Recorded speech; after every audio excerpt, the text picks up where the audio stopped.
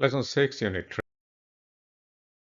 3, Stakeholder Engagement. Once you complete the identification and classification of stakeholders, your next step is to develop your engagement strategy. The purpose of this strategy is to create and maintain commitment from key stakeholders by building good communications and relationships. Relationship building helps bridge the project and the stakeholders and improves the way they coordinate, cooperate, and collaborate for the success of the project.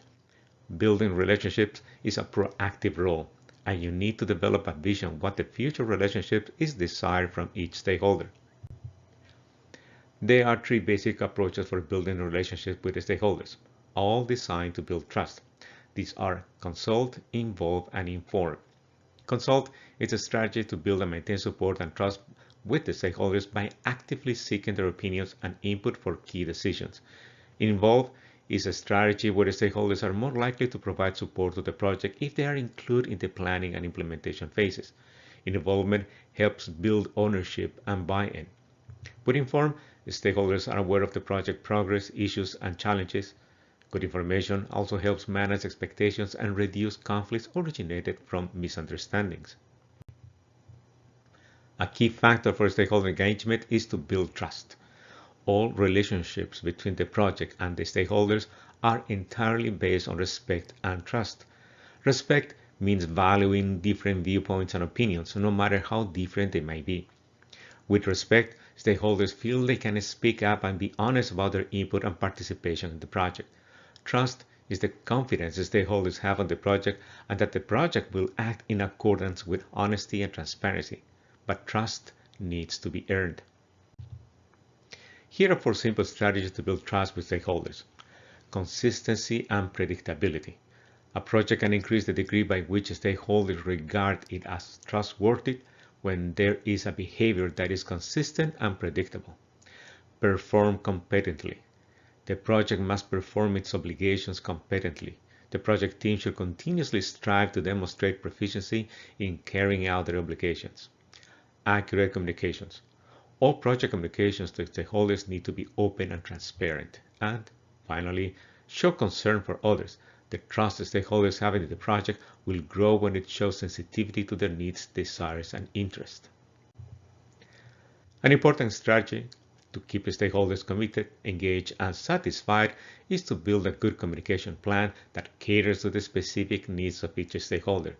Communication is a tool you can use to modify the influence and interests of the stakeholders in the project. With open communications, you show stakeholders that their needs are being met and satisfied with the project and that any fears or misconceptions about the projects are cleared. The communication strategy you will develop is to ensure the ongoing commitment and support of all key stakeholders on all phases of the project. Using the stakeholder analysis, you can create a matrix to identify the types of communication strategies that will be used for each different stakeholder or groups of stakeholders. This approach helps cater to the specific needs and concerns of each one of the key stakeholders and helps understand and manage the frequency, the format, the detail, the costs, and responsibilities to deliver the communications. The communication plan can be summarized in a simple table that identifies the communication needs of each stakeholder. You will identify who you need to communicate with, why you need to communicate, what needs to be communicated, and how you will communicate. For every key stakeholder, you need to get the communication requirements. These requirements vary from stakeholder to stakeholder. The goal is to ensure that the right communication arrives at the right time to the right stakeholder. Communication requirements can be grouped into 3 categories: mandatory, informational, and marketing. Mandatory includes donor project reports, compliance with legal requirements, and contractual requirements such as financial reporting. Informational is the information stakeholders may want to know or that they may need, available for stakeholders via newsletters, progress reports, or general communications. And finally, marketing. This is the communication designed to build support and enthusiasm to the project and its deliverables. You can organize the communication requirements using a simple matrix that describes the communications the project wants to send to stakeholders and the communications that stakeholders demand from the project. This matrix also helps identify the stakeholders, the scope of interest, the level of detail, the method to deliver the communication, the frequency, who is responsible for the communication, and the feedback mechanism.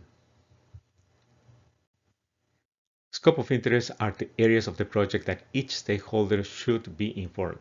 The level of detail describes what each communication should contain. Too much information can cause confusion.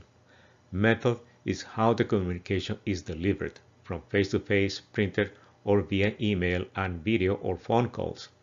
Frequency is timing of the communications to each stakeholder. This can range from monthly reports to quarterly newsletters to yearly progress reports.